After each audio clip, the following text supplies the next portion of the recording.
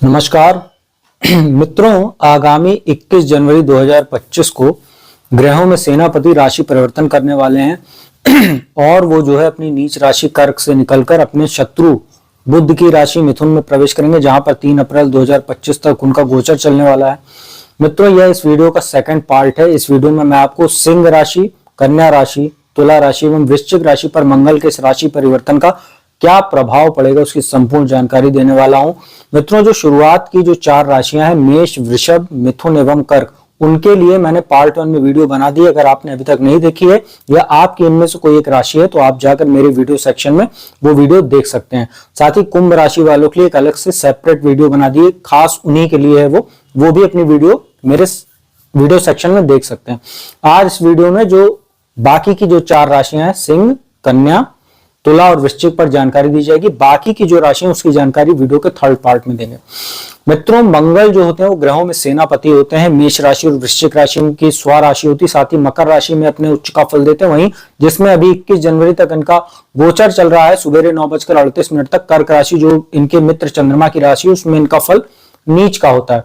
मित्रों, मिथुन राशि में गोचर करते हुए मंगल जो है अपनी चौथी दृष्टि से कन्या राशि में स्थित जो केतु हैं उन पर दृष्टि भी डालने वाले हैं।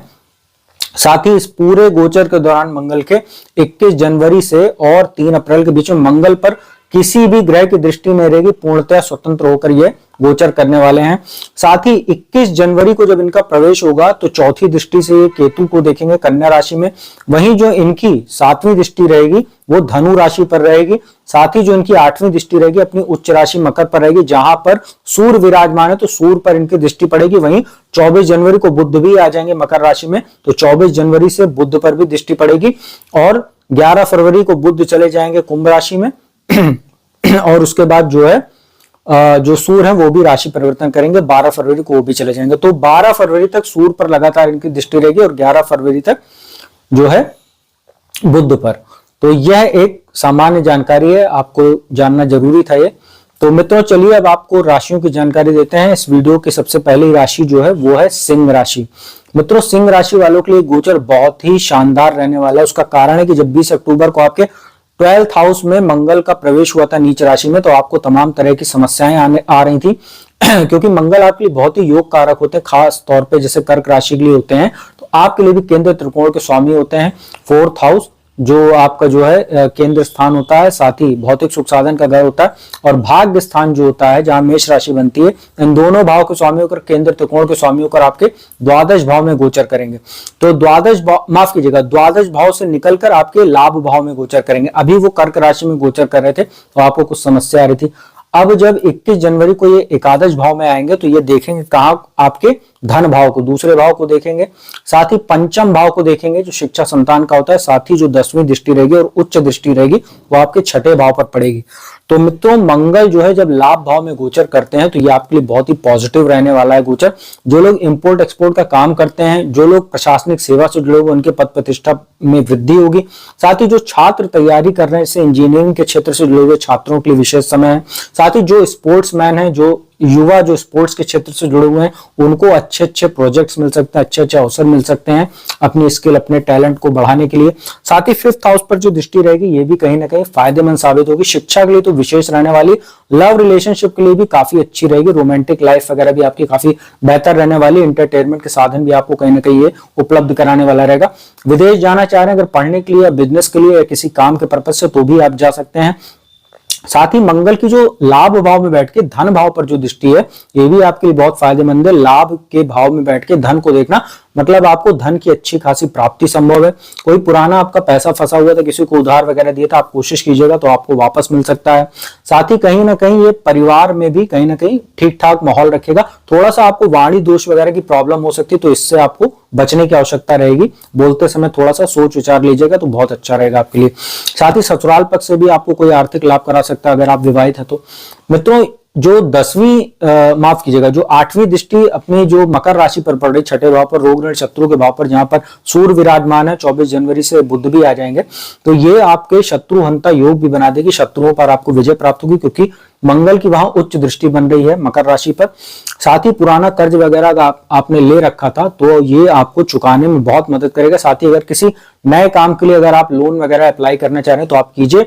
21 जनवरी से 3 अप्रैल के बीच में आपको बहुत अच्छा ये अवसर, ये लाभ भाव में मंगल बनाकर देने वाला है, क्योंकि भाग्येश होकर लाभ में बैठ रहे हैं।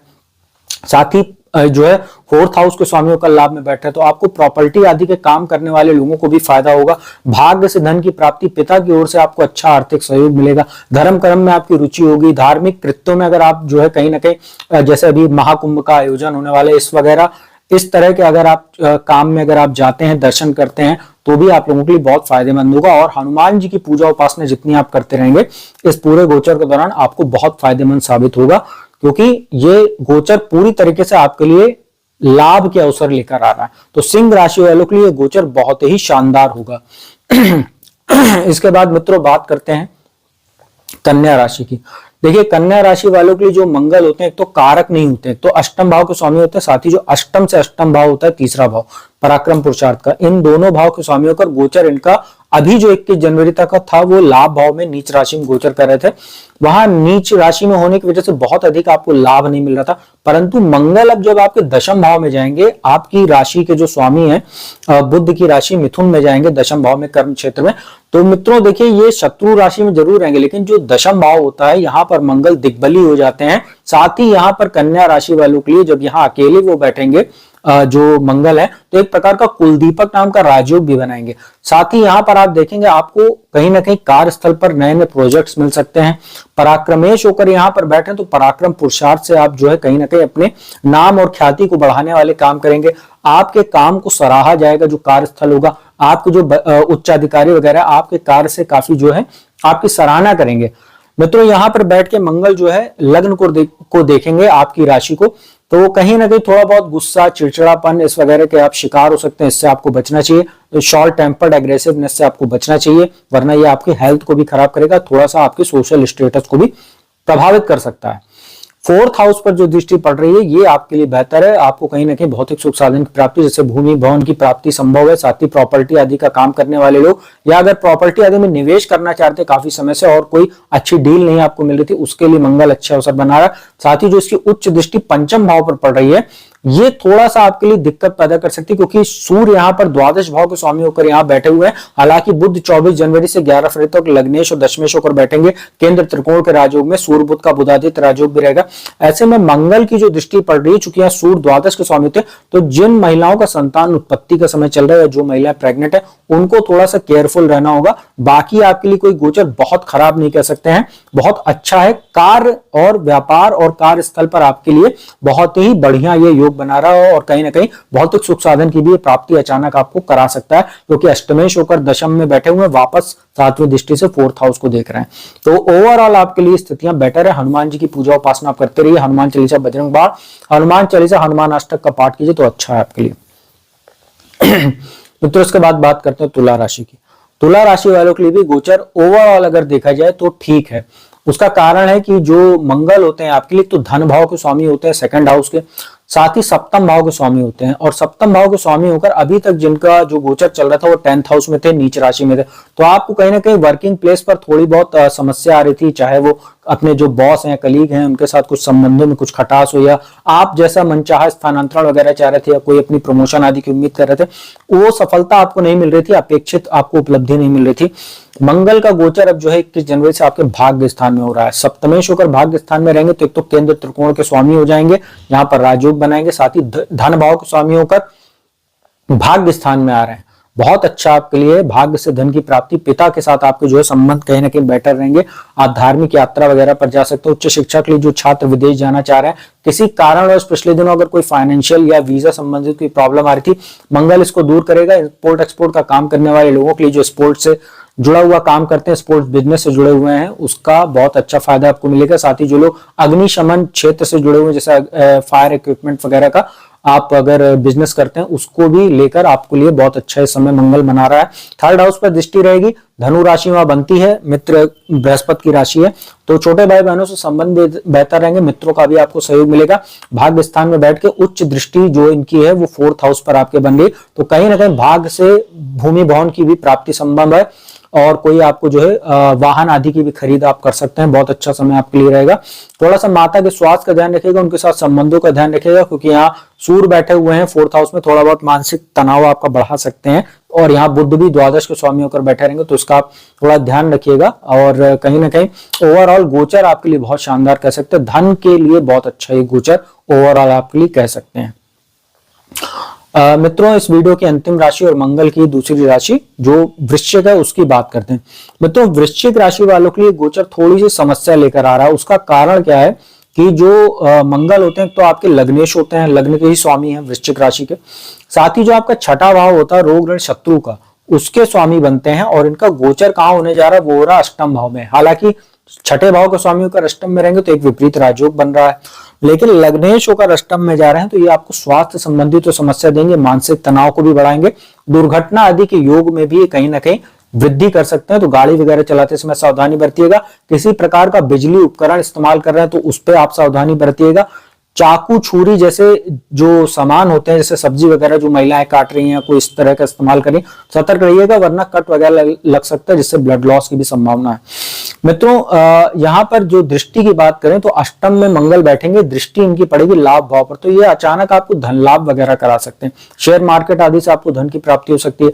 अपने बड़े भाई की ओर से आपको कोई फायदा हो सकता है। साथ ही जो आपके घर में बड़े लोग हैं उनकी ओर से आपको कोई फायदा हो सकता है, आर्थिक लाभ वगैरह संभव है। साथ ही इनकी दृष्टि दूसरे भाव पर पड़ेगी, और वहां पर जो दृष्टि पड़ रही है, पैतृक संपत्ति से जुड़ा कोई मामला आपका चल रहा था वो आपके पक्ष में आ सकता है। हालांकि थोड़ा वाद विवाद की स्थिति जरूर हो सकती है, लेकिन मामला आपके पक्ष में हो सकता है।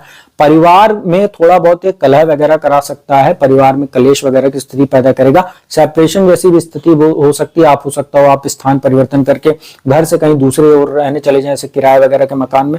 साथ ही आंखों में भी कुछ समस्या दे सकता है और वाणी दोष की भी समस्या आपको देगा, तो इससे आपको बचने की आवश्यकता रहेगी। साथ ही ये वैवाहिक जीवन में भी कुछ डिस्टर्बेंस पैदा करेगा, क्योंकि जो अष्टम भाव होता है ये आफ्टर मैरिटल लाइफ का भी घर होता है, तो इसका आप ध्यान रखिएगा। सप्तम भाव वैवाहिक सुख, वैवाहिक जीवन का होता है, और जो अष्टम भाव होता है वो आफ्टर मैरिज जो लाइफ होती है उसका घर होता है। तो मंगल यहाँ बैठेंगे, कुछ डिस्टर्बेंस जरूर पैदा करेंगे। और जो इनकी अष्टम दृष्टि है वो आपके तीसरे भाव पर पड़ेगी, तो ये एक अच्छी बात है कि यात्राएं भी आपकी हो सकती हैं और यात्राओं से आपको लाभ भी हो सकता है। और सूर्य वहां दशमेश होकर बैठे हुए हैं, तो जो भी आपका जो ट्रैवल होगा वो काम को लेकर ज्यादा होगा। अगर आप सरकारी नौकरी करते हैं तो आपको कहीं ना कहीं किसी का सरकारी काम से या किसी प्रोजेक्ट पर्पज से आपको ट्रैवल करना पड़ सकता है इस गोचर के दौरान। और बुध भी यहाँ बैठे हुए हैं लाभेश होकर तीसरे भाव में, और उस पर भी मंगल की दृष्टि है। तो छोटे भाई बहनों के स्वास्थ्य का थोड़ा ध्यान रखिएगा, उनके साथ संबंधों का ध्यान रखिएगा, उनको थोड़ा गाइड वगैरह कीजिएगा।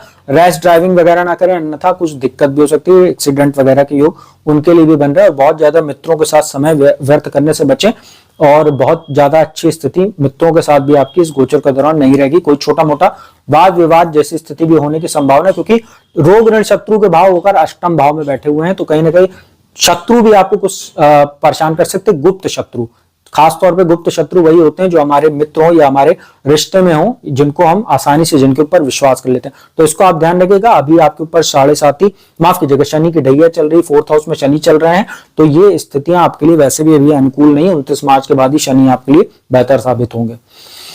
तो मित्रों, यह था जो बाकी की जो 4 राशियां सिंह, कन्या, तुला और वृश्चिक, उस पर मंगल के राशि परिवर्तन का 21 जनवरी से 3 अप्रैल तक क्या प्रभाव पड़ेगा उसकी जानकारी दी। उपाय वही सिंपल है, हनुमान जी की पूजा उपासना कीजिए, हनुमान चालीसा, बजरंग बाण, हनुमान अष्टक का पाठ कीजिए, हर मंगलवार को पूजन दर्शन कीजिए हनुमान जी के मंदिर जाकर। और वृश्चिक राशि के जो जातक है उनको शनिवार को भी मंदिर जाना चाहिए, क्योंकि अभी 29 मार्च तक शनि की ढैया आपको चल रही है। साथ ही वृश्चिक राशि के जातकों को तो पीपल के वृक्ष नीचे जाकर संध्या काल में दीपक भी जलाना चाहिए सरसों के तेल का, हर शनिवार को। अभी आप ये उपाय जारी रखिएगा। बाकी आप लोगों के लिए, सभी लोगों के लिए ये गोचर कहीं ना कहीं उपलब्धियों से ही भरा रहेगा, क्योंकि मंगल की नीचता खत्म हो रही है, उनके प्रभाव में वृद्धि हो रही है, और मंगल पर किसी भी ग्रह का दृष्टि ना डालना इस पूरे गोचर के दौरान मंगल के प्रभाव में और भी ज्यादा वृद्धि कर रहा है, तो काफी फायदेमंद रहेगा। तो मित्रों, उम्मीद करता हूँ वीडियो अच्छी लगेगी। वीडियो अच्छी लगी तो उसको लाइक कीजिए, कमेंट कीजिए, शेयर कीजिए। जिसको कुंडली विश्लेषण कराना है, मेरे नंबर डिस्क्रिप्शन स्क्रीन पर उपलब्ध है, उस पर संपर्क कीजिए, अपॉइंटमेंट लीजिए, कुंडली विश्लेषण का लाभ लीजिए। तो अब मैं अपने वाणी को विराम देता हूँ। बाकी की जो राशियां हैं उसकी वीडियो में लेकर जल्दी हाजिर होऊंगा। तब तक के लिए ओम नमः शिवाय।